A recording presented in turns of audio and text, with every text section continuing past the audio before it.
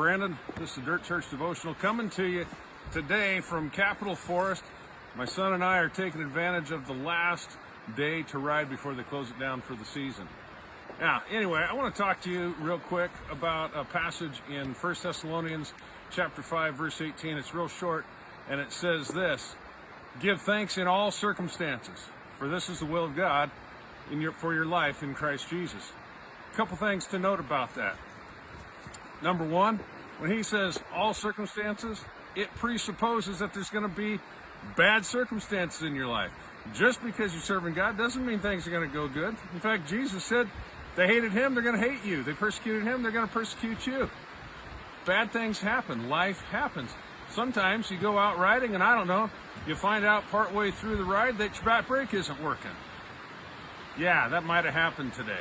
But fortunately, I've only gone down twice that I can remember, and it's okay. You know, and it actually gives me a legitimate reason to not be able to keep up with Lincoln today. So I understand that as you get older and your skill gets worse, your excuses have to get better. There's a ratio you have to find, all right? So enough about that. There will be bad circumstances. Number two is in all circumstances, not for all circumstances. In all circumstances, you can be thankful. In fact, you're supposed to be thankful. Again, not for, but in the midst of it. How can you do that? Well, trusting that God's there. The last house we lived in, great view of Mount St. Helens. I'd go out there and I'd take pictures on occasion. I'd get some great pictures.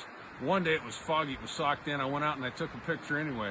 Why? Because it reminded me that even though I couldn't see it, the mountain was there. It was very real. In the same way, when we can't see God, he's still there. So in the midst of our circumstances, we can be thankful. And the last thing is this: that's God's will for your life. Have you ever wondered, well, what's my purpose in life? What does God want from me?